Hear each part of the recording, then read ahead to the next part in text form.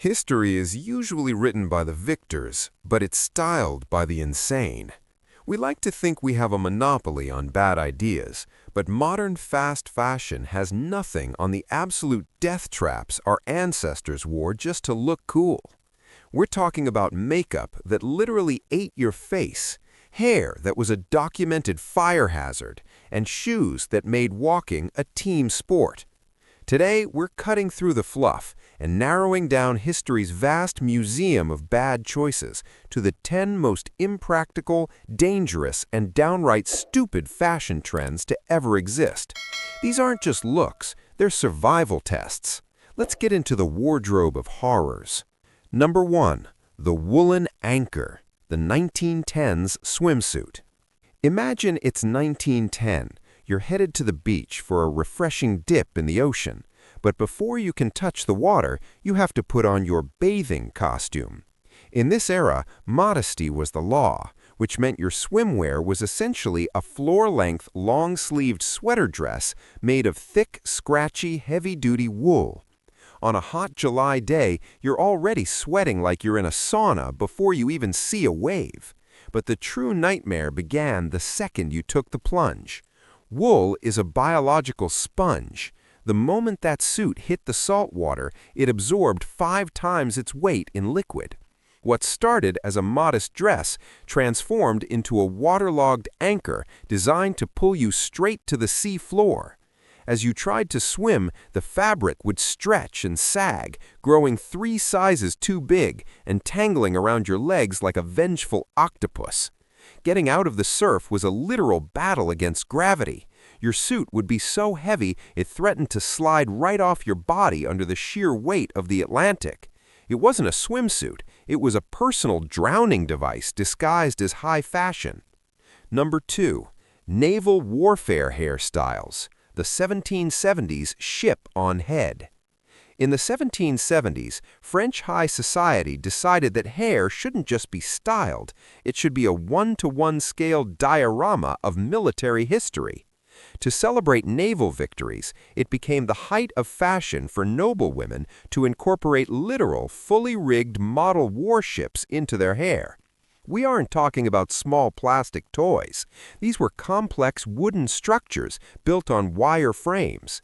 To get the look, a woman's natural hair was pulled over horsehair pads and cemented together with a pomade made from rendered animal fat or lard. This sticky, greasy mountain was then dusted with pounds of white flour. The result was a 3-foot-tall, highly flammable, and incredibly heavy monument. These creations were so tall that women had to sit on the floors of their carriages just to travel to a party. But the grossest part? Because these styles took hours to build, women left them up for weeks. The animal fat and flour made the hair a 24-hour buffet for vermin. It was common for these naval monuments to become actual nesting grounds for mice and lice. It was a status symbol that doubled as a mobile biohazard. Number 3. Waterloo teeth, the corpse denture trend. In the 18th and 19th centuries, sugar was the new status symbol, which meant everyone's teeth were rotting out of their heads. If you were wealthy, you didn't want porcelain, you wanted the real thing. This led to the ghoulish industry of Waterloo teeth. This wasn't a brand name, it was a literal description of the source. When thousands of young, healthy soldiers fell at the Battle of Waterloo, ghoulish denture entrepreneurs followed the armies onto the field. While the smoke was still clearing, they used pliers to pry the healthy teeth from the mouths of the fallen. These teeth were then sold to high-end London dentists, who would boil them, shape them, and set them into ivory bases for aristocrats.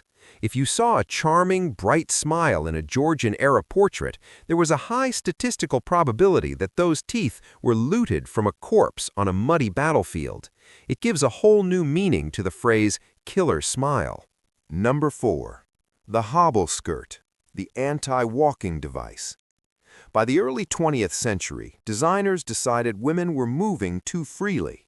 Enter the hobble skirt.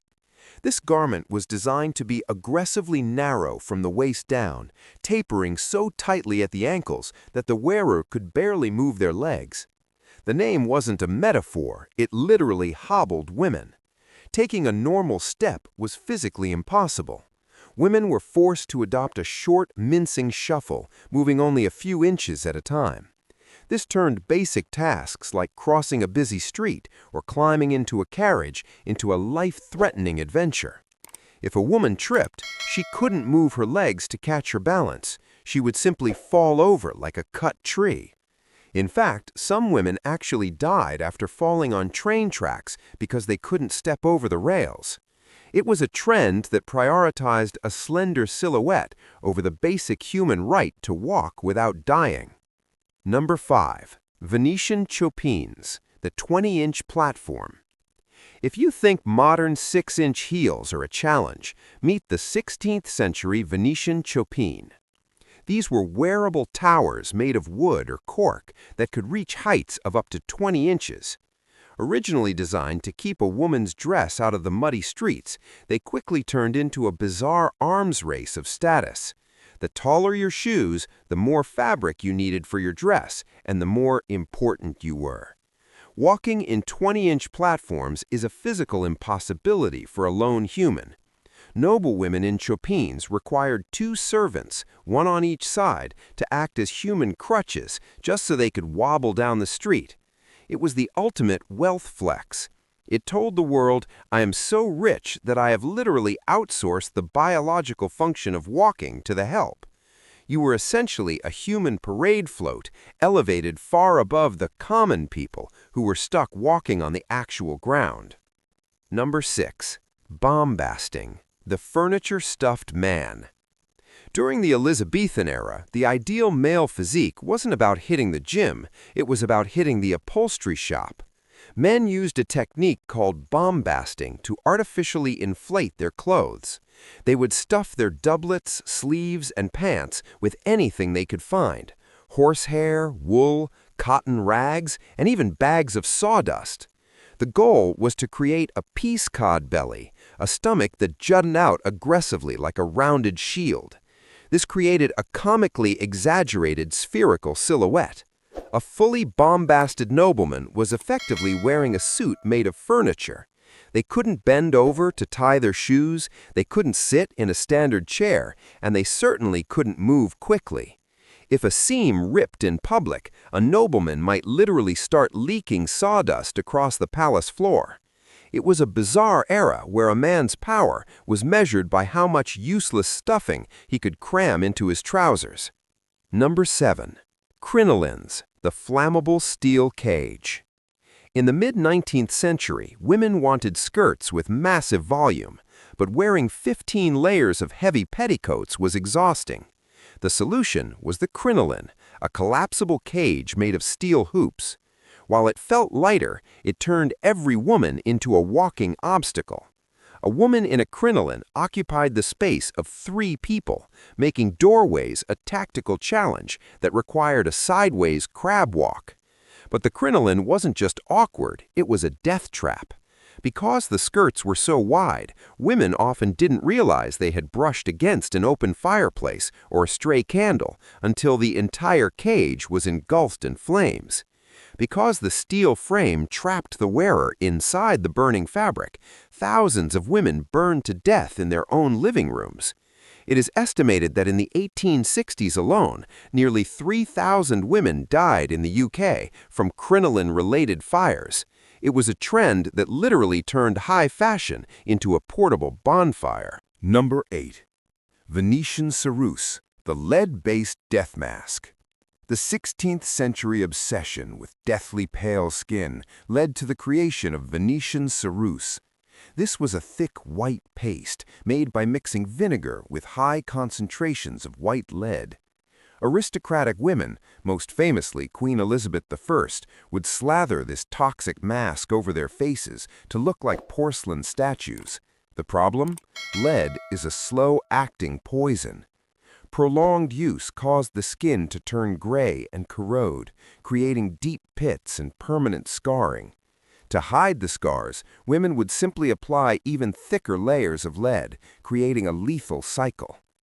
The lead eventually seeped into their systems, causing hair loss, rotting teeth, paralysis, and eventually organ failure. They were literally dying for beauty, slowly poisoning their brains and bodies just to keep their faces right. By the time they died, their real skin was often so damaged it looked like a horror movie prop. Number 9. Foot binding, the lotus deformity. For 1,000 years in China, the ultimate symbol of feminine refinement was the lotus foot. Starting at age 4, a girl's feet would be broken, the toes folded under the sole and bound tightly with silk bandages to prevent growth. The goal was a foot no longer than 3 inches. This wasn't just a tight shoe, it was a permanent, agonizing physical deformity. A woman with bound feet could never walk more than a few steps without help. This was the point. Bound feet were a status symbol for the family, proving they were so wealthy that the daughter would never have to work or even move on her own.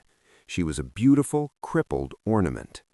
It is one of history's most brutal examples of fashion used as a tool of total control, where extreme physical suffering was marketed as the pinnacle of erotic beauty.